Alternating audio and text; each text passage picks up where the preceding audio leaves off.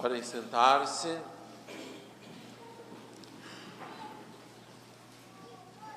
Prezados pais, meus amados irmãos em nosso Senhor Jesus Cristo, neste dia somos convidados a refletir um pouco sobre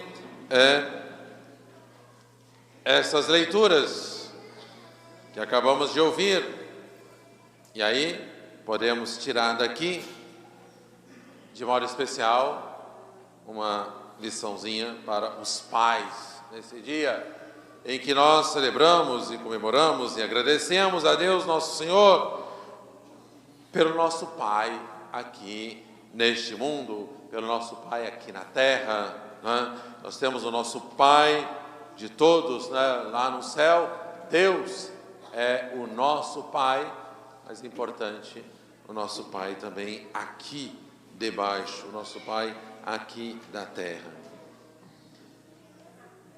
Pela epístola que acabamos de ouvir e pelo Evangelho, nós temos duas virtudes, graças de Deus. Nós temos pela epístola São Paulo falando da caridade. Pelo Evangelho, nós tiramos a lição da humildade.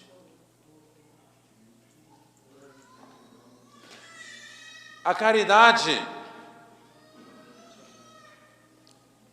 aqui, meus amados irmãos, entendida, é o quê? A caridade é a graça santificante na nossa alma. É assim que nós devemos entender a caridade aqui. São Paulo fala que muitas pessoas recebem carismas especiais. Muitas pessoas recebem carismas especiais. Então ele enumera aí os carismas. A uns é concedido pelo Espírito a palavra da sabedoria. A outro é concedido a palavra da ciência. O outro recebe a fé como carisma, A outro o dom de curar as doenças. Outros recebem o dom dos milagres, o dom da profecia, o dom de discernimento dos espíritos, o dom das línguas, a interpretação das palavras. Ou seja, São Paulo fala aqui de diversos dons, de diversas graças especiais, mas ele diz que todos esses dons são concedidos por Deus, pelo Espírito Santo a cada um, como Ele quer. Deus dá esses dons. A alguns dá um dom, a outro dá outros dons. E estes dons, meus amados irmãos, não servem muito para a utilidade da própria pessoa, mas sim para que essas pessoas usem estes dons para os outros. Muitas pessoas têm o dom de fazer milagres, e faz milagre para ajudar os outros, não faz milagre para si. Muitas pessoas, então, têm estes dons, recebem de Deus estes dons, mas tudo é para os outros. São Paulo, falando destes dons, depois ele fala também da caridade. Ele, mais tarde, nesta mesma epístola, ele fala: tudo isso não vale de nada, tudo isso não adianta nada, nem a fé, nem o distribuir o bem para os pobres, aquele que faz caridade, que fica dando as coisas, que distribui, que ajuda. Tudo isso não vale nada se não tiver caridade, se não tiver a graça santificante. Quando nós temos caridade? quando nós temos a graça santificante, como é que eu faço para saber, né, se eu tenho ou não essa graça santificante na minha alma? Muito fácil, muito fácil. É só você fazer a pergunta para você mesmo. O que está na minha alma hoje?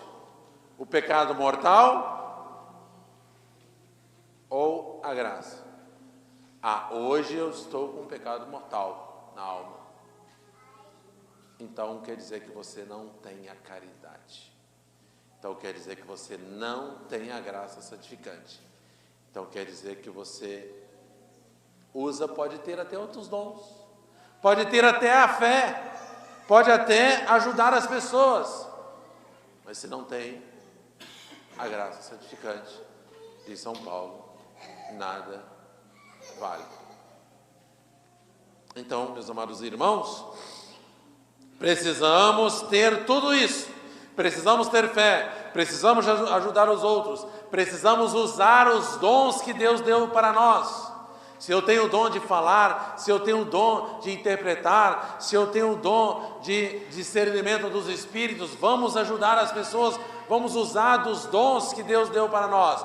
Mas tudo isso é preciso ter juntamente com a caridade, juntamente com a graça santificante. Aí sim, eu uso desses dons que Deus me deu para os outros e sou também beneficiado por eles. E a minha atividade cresce, aumenta, cada vez, cada dia mais. Mas é preciso tirar da alma o pecado. Toda vez que eu tiro da minha alma o pecado mortal, quer dizer que eu estou ao mesmo tempo colocando ali a graça santificante. Se algum dia eu, por uma infelicidade, cometo um pecado mortal, né, que isso não aconteça com nenhum de nós, mas se algum dia a gente comete um pecado mortal, na mesma hora sai a graça santificante. Então o que nós temos que fazer? Preocupar com isso. Se eu tenho um pecado mortal, eu tenho que correr para o confessionário o mais rápido possível, né, para ir ali estar recebendo a graça. Mas, meus amados irmãos, Nosso Senhor quer completar esta mensagem para que nós possamos, de fato, crescer na santidade. Então, Jesus vem e completa aqui no Evangelho de hoje, falando da humildade. Ele fala da humildade usando de uma parábola, de uma história, né, que ele conta. 2 homens foram ao templo para orar, para rezar. Um era fariseu, o outro era publicano. Fariseu, né, é o símbolo do orgulhoso, do orgulho, da pessoa orgulhosa, da pessoa que se acha, né, alguma coisa. E o publicano é o símbolo da humildade. Então o fariseu, ele é tão orgulhoso que ele nem consegue rezar. O que é rezar? É louvar a Deus, é agradecer a Deus, né? Louvar é pedir a Deus, louvar é olhar para Deus. Mas o fariseu chega lá para fazer a sua oração e ele só olha para si. Eu não sou como os outros, eu não sou assassino, eu não sou ladrão, eu não sou injusto, eu não sou pecador como esse homem que está aí sentado, publicando aí atrás. Ele só olha para si. Eu dou o dízimo de tudo quanto possuo, eu dou esmola, né? Está vendo? Ele tinha um dom. O Espírito tinha dado para ele um dom, né, de ajudar os outros, de dar esmola, né? Muitas pessoas que têm esse dom, né, de ajudar, mas ele era orgulhoso, né? Tudo era eu. eu dou esmola, eu dou o dízimo de tudo quanto possuo. Qual foi a oração do publicano? Ficou lá, ajoelhado, com a cabeça inclinada, né? Com vergonha de olhar para Deus, de olhar para o céu. Por quê?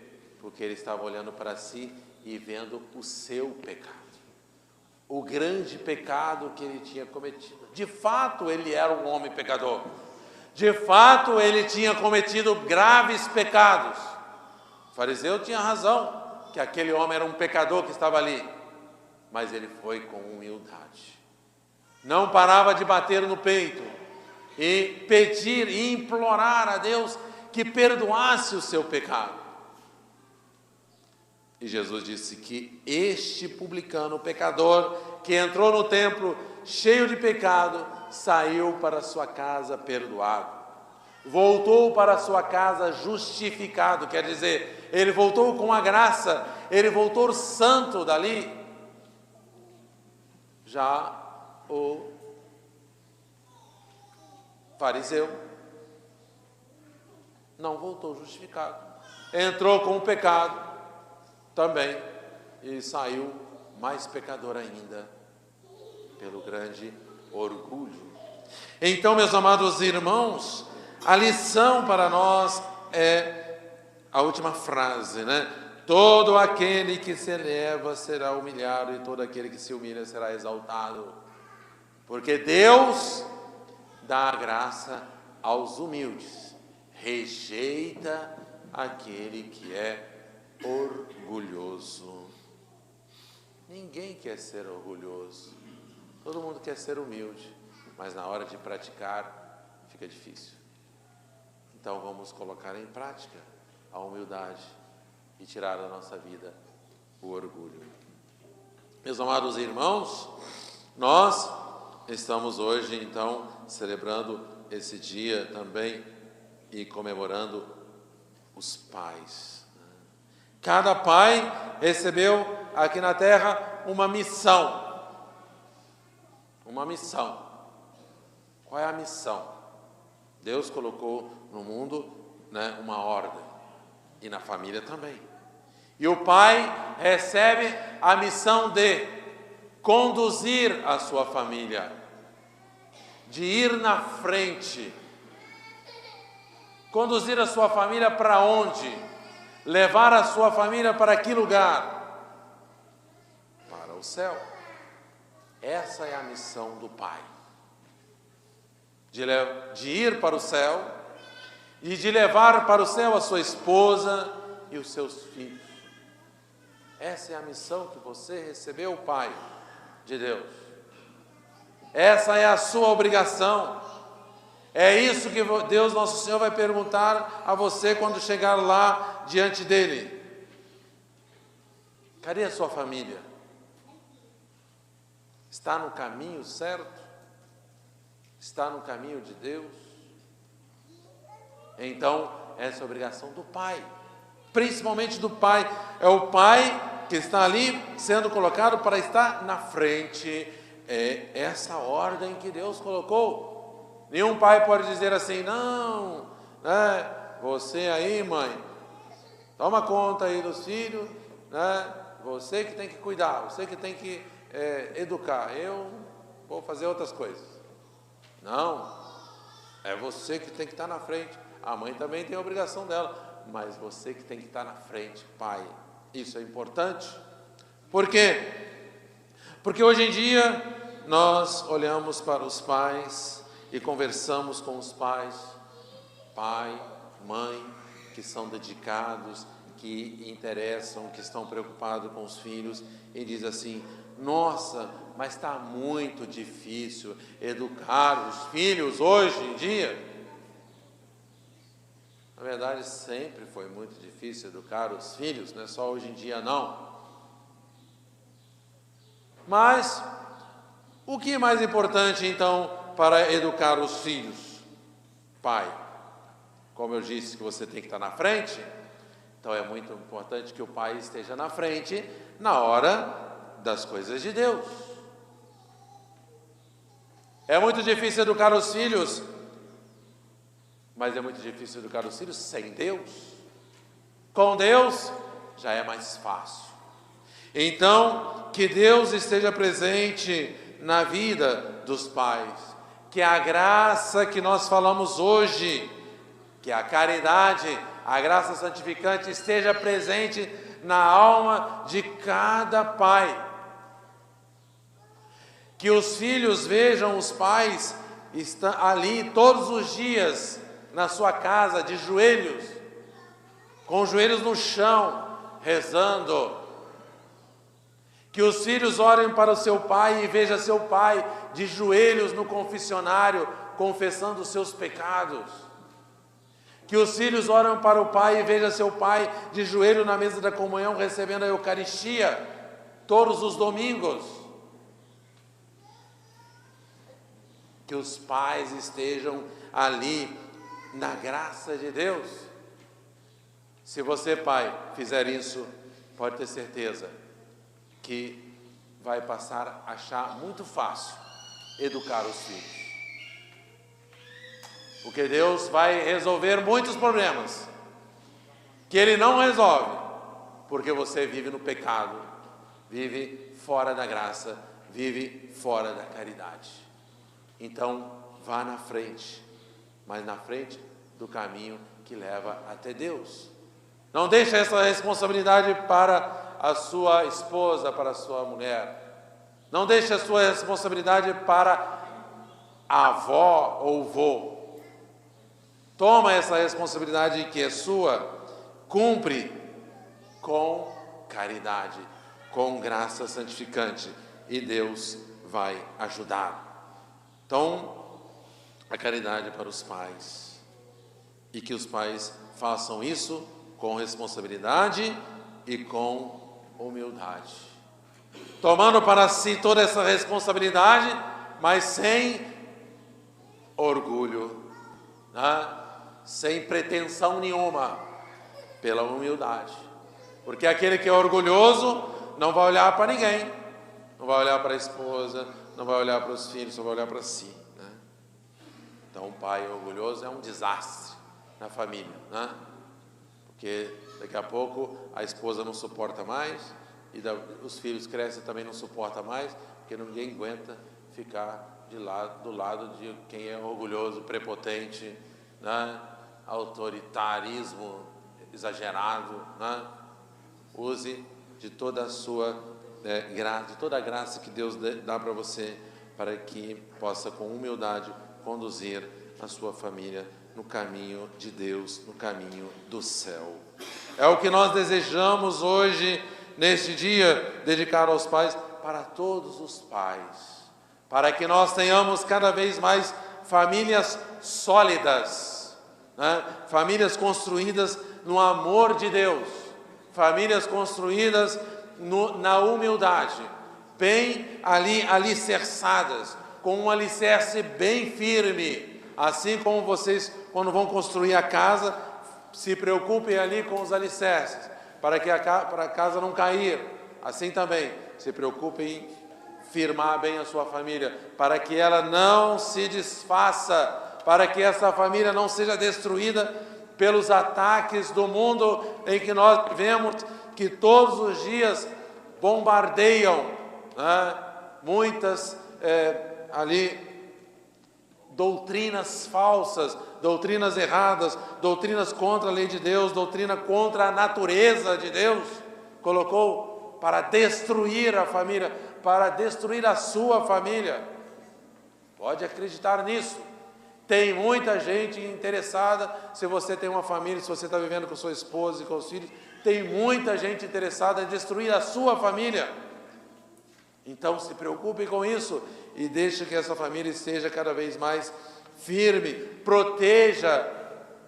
E a melhor forma de proteger é com a graça de Deus, com a bênção de Deus, com a união ali do amor de Deus nosso Senhor. Então que a Sagrada Família, Jesus, Maria e José, possa então dar sobre a invocação do chefe da Sagrada Família, São José, a proteção de modo especial para todos os pais e para todas as nossas famílias, principalmente nesta semana, que nós vamos passar a semana inteira rezando pelas famílias. Amém.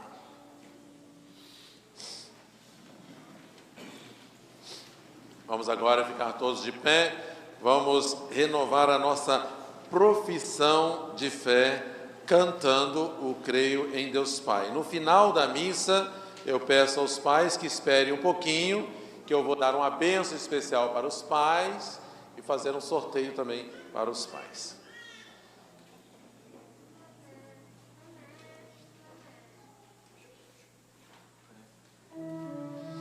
Credo in un Deo Padre onnipotente, fattore celeste, che visita il visibile, e al son che si fino del genito, per l'ex del Deo, lume del Deo, per il Deo, genito, fatto la stessa del genito del Ceres, et incarnato Zel Spirito Santo et Maria, non fatto Zel. Sia un pronome, se fosse velato, passo, et resurrex et tertia dia secunda.